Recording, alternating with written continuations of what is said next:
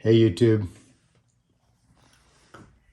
I just wanted to share an experience that I had with this Samsung washer that's been kicking my butt for about the last month. Finally got it figured out, so wanted to share kind of the trick that I managed to use after a lot of different trials to get it fixed. So here goes.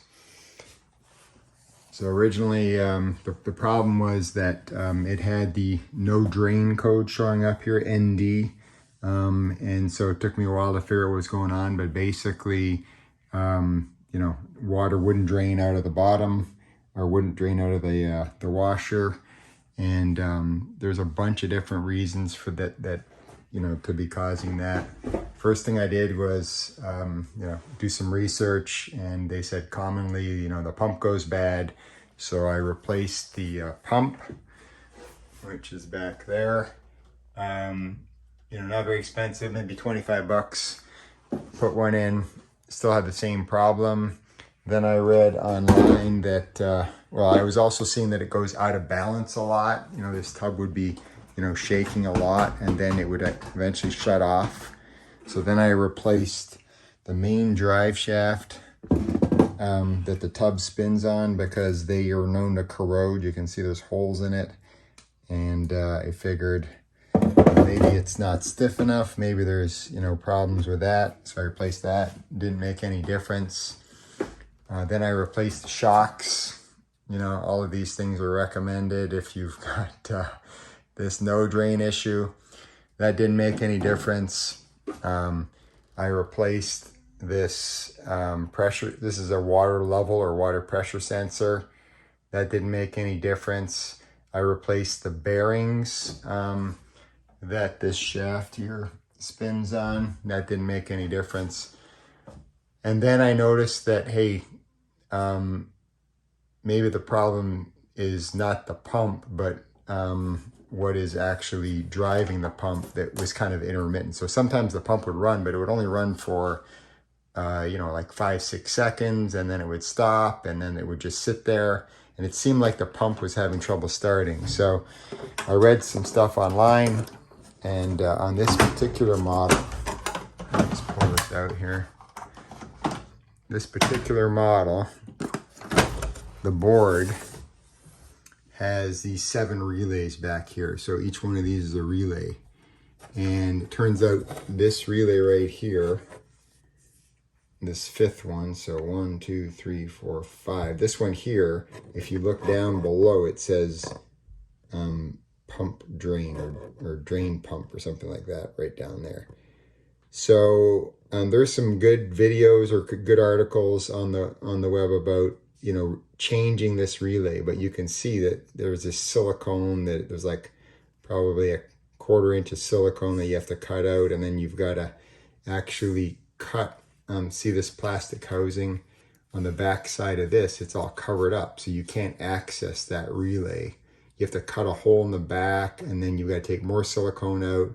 Then you've got to unsolder the relay and change the relay. You can get them on Amazon for about 10 bucks. So that part's not the problem. It just takes forever to do that change. So I've had experiences with some of these relays, not these relays, but other relays. And normally what goes bad is if you look, it's going to be hard for me to point here, but right at the top of the relay, that's where the contacts are. If you look at this relay, when it engages, basically this just slides forward like that.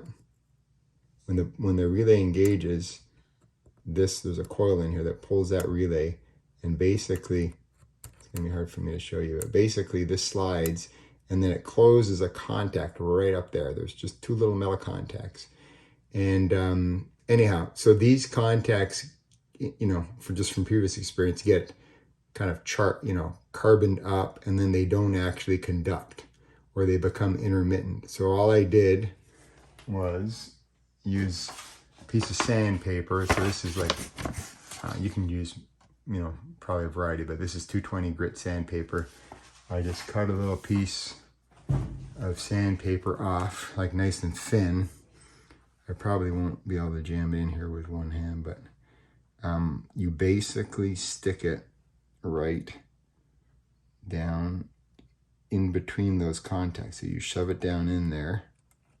Okay, so I've got it in there now. You can kind of see it. And then I just apply a little bit of pressure like that, okay? And then I pull the sandpaper in and out just to, like, you know, clean those contacts, just like that. Just like that, back and forth, but while you're applying some pressure to it, otherwise it won't do much. And then you do that a bunch, clean that contact, and then you flip it over, and then you clean basically the mating contact. You can make sure you get all that carbon buildup off of it. So I'm not saying this is better than changing the relay, definitely not, but I didn't have, you know, a lot of time to mess with that, and not super skilled at changing out that sort of thing. But I have done this before on many relays, and you figure this took like 11 or 12 years to build up that carbon deposit on those contacts, and you can literally clean it off in, you know, 3 minutes. Oh, but yeah, by the way, I to get this cover off, I just took like all I did, I'll just show you on that one beside, I won't actually do it, but all I did was hold the knife like this and just keep sliding it down there. I had to do it maybe 6 or 7 times just to cut the top off. You do it on both sides, just like that, and then down that side, and then across the back here. You want to keep it like on an angle like this so you don't damage what's inside. Came off pretty easy. Took me like less than 2 minutes to cut that off, and just a few minutes to clean the contact. And then, you know, ideally you would probably glue that cover back on with some, you know, some plastic glue or crazy glue or whatever you want, but just don't obviously get it inside. But anyways, after a flipping month of messing around and changing parts, I saw a lot of videos pointing to a lot of other stuff. This was my problem, just that this little contact in here was all corroded, and fixing that, or just cleaning that contact, it did the trick. And I tried to buy, like, I tried to find, you know, a new panel on various sites, and they don't make it, and I couldn't find one. And so that was the ticket. So here's my model number. You can see it was made in like 2008. And then that's my model number there, WF337AAR/XAA. So a lot of these units, this is what it looks like from the front, obviously. If you see this like yellow thing, this round thing, you probably got the same unit.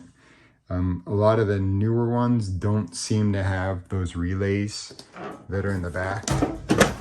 So if you don't have those relays on yours, then this is probably not the problem.